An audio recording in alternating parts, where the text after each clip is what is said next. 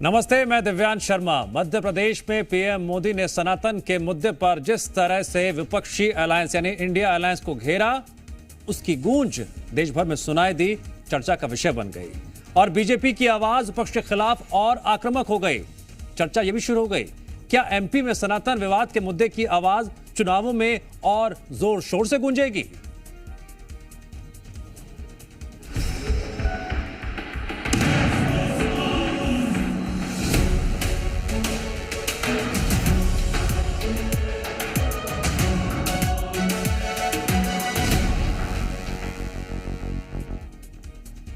आपकी आवाज में सनातन विवाद पर तो बात होगी ही, लेकिन चर्चा इस बात पर ज्यादा होगी, क्या 23 के चुनावों में सनातन के मुद्दे पर बीजेपी कांग्रेस को घेरेगी और विपक्षी पार्टियों की सनातन पर छिड़े विवाद पर क्या रणनीति होगी? पीएम मोदी ने बेहद सख्त शब्दों में विपक्ष को सनातन के मुद्दे पर ललकारा है। क्या विपक्ष को यह ललकार कबूल है? सनातन पर छिड़ी सियासी तकरार का क्या अंजाम होगा? किसे फायदा और किसे नुकसान होगा? करेंगे विस्तार से डिबेट। 23 की ललकार सनातन पर आर पार, लेकिन पहले देखिए रिपोर्ट।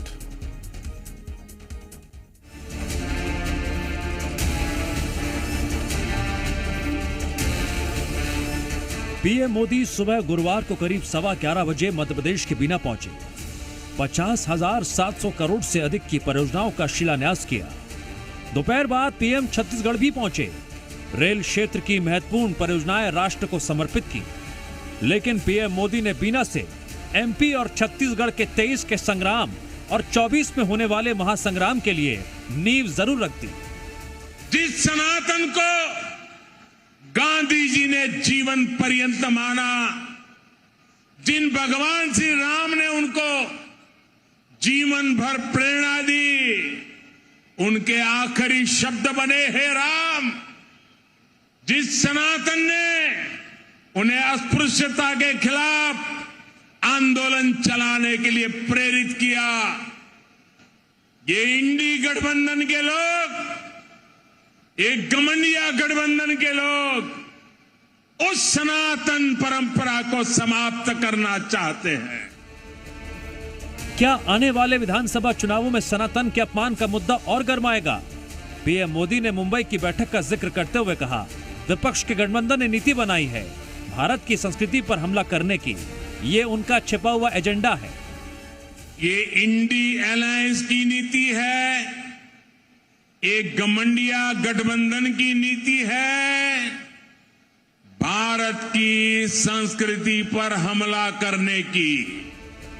कौन सनातन विरोधी है और कौन हितैषी है? क्या सनातन पर छिड़ी बहस बड़ा मुद्दा बन चुकी है? पीएम मोदी की ललकार पर पक्ष विपक्ष एक दूसरे को घेरने के लिए आमने सामने आ गए।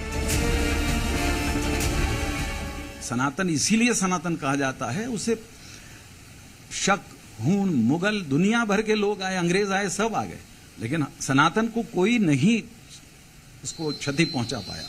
प्रधानमंत्री के मुंह से ये शब्द कहे जाना, उनके मंत्रिमंडल के लोगों के द्वारा ये शब्द कहे जाना, यूं कहा जाए तो सनातन का अपमान ये लोग कर रहे हैं। कांग्रेस के राष्ट्रीय अध्यक्ष का बेटा सनातन को लेकर क्या बोल रहा है? कांग्रेस के राष्ट्रीय अध्यक्ष को उसके बेटे को क्या सजा दी है इस ठगबंधन ने? नहीं दी है तो ये स्पष्ट है कि ये लोग भारत की मान्यताएं, भारत की परंपराएं, भारत भूमि, भारत की मर्यादाएं, सबको तार तार करने वाले जितने लोग हैं उनका समर्थन करते हैं। अब सवाल यह है, क्या 23 के चुनाव में सनातन विवाद एक बड़ा एजेंडा बन चुका है और पीएम मोदी के प्रहार के बाद सनातन पर विपक्ष क्या एक साथ नजर आता है?